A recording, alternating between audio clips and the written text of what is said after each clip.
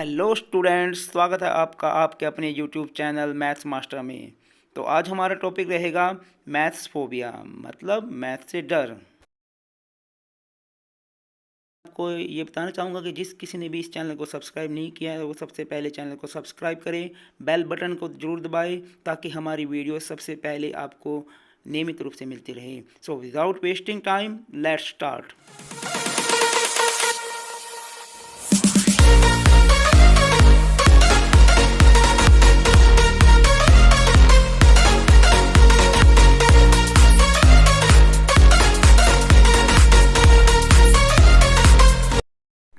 तो चलिए शुरू करते हैं।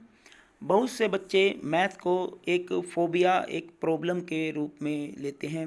उनका मानना है कि एक बहुत बड़ी प्रॉब्लम है, और जब भी मेरे माइंड में ये बात आती है किसी भी प्रॉब्लम को लेके, तो मैं सिर्फ और सिर्फ दो चीज़ें सोचता हूँ। एक, I can try to solve that problem, and second one, I can't. देखिए, कुछ चीज़ें ऐसी होती है जो आप कर ही नहीं सकते, वो आपके हाथ में नहीं होती। जैसे आजकल क्या चल रहा है, इजराइल और फ़िलिस्तीन के बीच में युद्ध चल रहा है। हम उसमें कुछ नहीं कर सकते, वो हमारे हाथ में नहीं है, और जो हमारे हाथ में नहीं है तो हम क्यों टेंशन लें, हम नहीं कर सकते। लेकिन जो दूसरी चीज़ है वो होती है I can try to solve that particular problem, और अगर मैं ट्राई कर सकता हूँ तो डेफिनेटली आप कर भी लोगे, तो भी टेंशन नहीं लेनी है। ज़्यादातर लोगों की ये धारणा रहती है कि मैथ्स को करना है तो हमें बेस क्लियर करना पड़ेगा। जी हाँ, बिल्कुल सही है, ये बेस होना बहुत ज़रूरी है, क्योंकि अगर नींव मजबूत होती है तभी बिल्डिंग मजबूत बनती है। बेस मजबूत में वो क्या मानते हैं, बेसिक चीज़ें, जैसे वो कहते हैं कि टेबल्स जो है वो 20 तक पहाड़ी लर्न होने चाहिए, स्क्वायर यानी कि वर्ग उनको लगभग 25 तक आने चाहिए, क्यूब यानी कि घन उनको 15 तक तो आनी चाहिए। हाँ, ये बेसिक चीज़ें हैं, ये वाकई में ही आनी चाहिए। ये एक ऐसा सब्जेक्ट है जो आपको 100 आउट ऑफ 100 भी दिला सकता है और 0 पे भी रख सकता है। आज मैं आपको अपने जीवन से संबंधित कुछ ऐसे अनुभव आपके सामने शेयर करूंगा जिनके द्वारा आप ये 0 से 100% तक का सफ़र बिल्कुल गारंटीड आसानी से पार कर सकते हैं।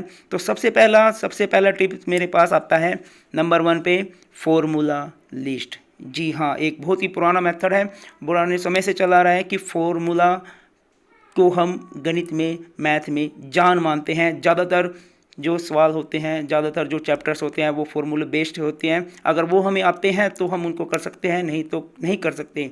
तो हमें क्या करना है, हमें उसी पुराने मेथड पे जाना पड़ेगा, उसी तरीके पे जाना पड़ेगा जिसमें फॉर्मूलों की एक लिस्ट बनानी पड़ेगी, और उस लिस्ट को घर में एक ऐसी जगह पे लगाना पड़ेगा जहाँ आते जाते हमारी नज़र पड़े।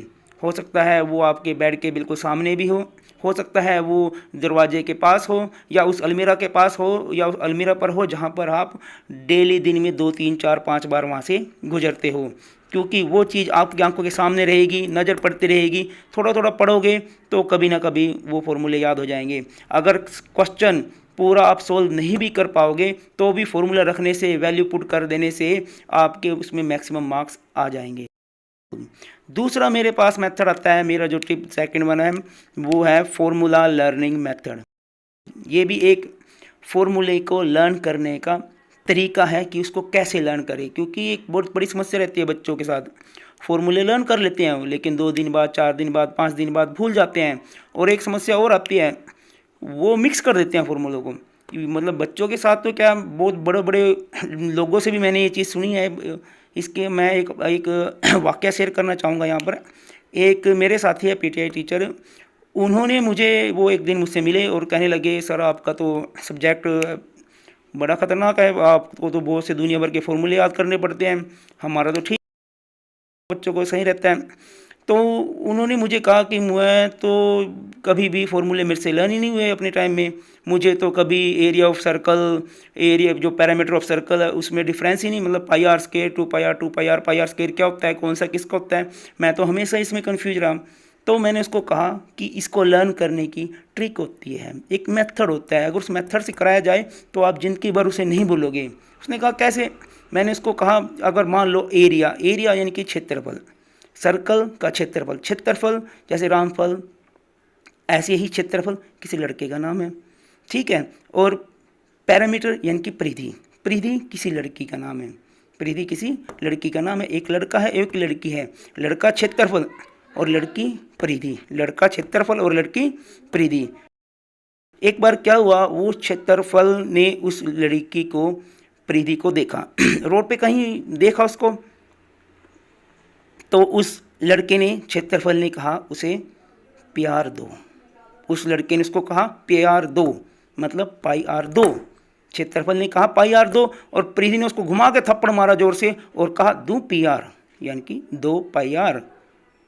तो यहाँ से क्लियर हो जाता है क्षेत्रफल यानी कि पाई आर 2 और परिधि यानी कि 2 पाई आर। इस तरीके से अगर मेथड से बच्चों को फॉर्मूले याद कराए जाए तो वो जिंदगी भर नहीं भूल सकते। बहुत से ऐसे मेथड्स हमारे पास, ट्रिक्स आएंगी जो आगे आने वाली क्लासेस में हम आपको बताएंगे। तो ये मेरा दूसरा तरीका था, दूसरी टिप थी। उसके बाद थर्ड वन पे हम जाते हैं, वो होता है टारगेट डिफ़िकल्ट थिंग्स। यस, हर चैप्टर में, मैथ के हर चैप्टर में हमें ये चीज़ें देखने को मिलती है कि 2, 3, 4, 5 सम्स ऐसे होते हैं जो वाकई में डिफ़िकल्ट होते हैं, बाकी चैप्टर चाहे आसान भी हो। तो सबसे पहले क्या करना है, सबसे पहले हम करेंगे जो आसान से सम्स हैं उनको क्लियर करेंगे, उनको पक्का करेंगे।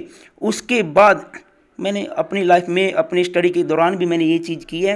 उसके बाद जो मुश्किल सम्स हमारे पास बचते हैं मैं उनके ऊपर वैसे लिख लेता था, मोस्ट इंपॉर्टेंट, वेरी इंपॉर्टेंट, ताकि बार बार मेरी उसके ऊपर नज़र पड़े और मैं उसको ज़्यादा टाइम दूं और उसको बार बार करता रहूं। तो करना क्या है, जो डिफ़िकल्ट थिंग्स हैं उनको टारगेट करना है ताकि वो चीज़ें रह ना जाए, बार बार उनको हम रिपीट करेंगे। फोर्थ वन पे मेरे पास आता है mind set. Mind set, mind का ही गेम है मैथ में सारा। तो माइंड सेट हमें जरूर करना है। बच्चे क्या करते हैं, वो कहते हैं कि सर ये चैप्टर तो बहुत इजी है, बहुत आसान है, इस पे तो हम आधा घंटा काम करेंगे, इसको तैयारी हो जाएगी, रिवीजन हो जाएगी। जबकि डिफ़िकल्ट है उस पर थोड़ा ज़्यादा टाइम करेंगे। लेकिन हमें साथ साथ ये भी सोचना पड़ेगा, जो चैप्टर ईजी है उसमें से डिफ़िकल्ट चीज़ों को ढूंढो, उनके ऊपर मेहनत करो। और जो डिफ़िकल्ट चैप्टर है, जो कमज़ोर बच्चे होते हैं वो क्या करते हैं, डिफ़िकल्ट चैप्टर को तो छोड़ ही देते हैं, आसान को कर लेते हैं। होता है एग्जाम में क्या है, जो ई चैप्टर है उसमें से डिफ़िकल्ट चीज़ आ गई तो डिफ़िकल्ट चैप्टर में से इजी चीज़ आ गई। तो मैं इनके लिए कहता हूँ जो चैप्टर डिफ़िकल्ट लगता है उसमें भी बहुत सी चीज़ें आसान तो होती है, उनको तो कर लो, क्या पता वही आ जाए, ना करने से तो अच्छा ही रहेगा। तो हमें माइंड सेट करके चलना पड़ेगा। आसान से आसान चैप्टर को भी आसान समझ के छोड़ना नहीं है, मुश्किल से मुश्किल चीज़ें उसमें भी निकालनी है और उनको सोल्व करना है। और डिफ़िकल्ट चैप्टर में हम आसान से आसान चीज़ों को पहले कर लेंगे, उसके बाद जो लिमिटेड चीज़ें बचेंगी उनको हम रिवीजन से बार बार जो है प्रैक्टिस से कर लेंगे। और यही मेरे पास फिफ्थ और इसका लास्ट टिप जो मेरे पास थी वो रिवीजन ही थी। हम सबको पता है practice makes a man perfect. मतलब जिस चैप्टर को हम एक बार कर लेते हैं, 10 दिन बाद, 20 दिन बाद, महीने 2 महीने बाद उस चैप्टर को दोबारा करना है, रिवीजन पे रखना है, रिपीट करना है अगेन अगेन, क्योंकि रिपीट करेंगे, रिपीटिशन इज़ द की, तभी वो चीज़ हमेशा के लिए होगी, हमारे दिमाग में सेट होएगी। देखो हमें इस चीज़ को सोच के चलना है, maths is not just a subject, it is a basic need. इसको अपना लाइफ पार्टनर मान के चलो। खुश रहना है तो इससे प्यार करो, क्योंकि लाइफ पार्टनर है ही। तो आज के लिए इतना ही, फिर मिलेंगे हमारी नेक्स्ट सेशन में, नेक्स्ट क्लास में। तब तक हैव अ नाइस डे।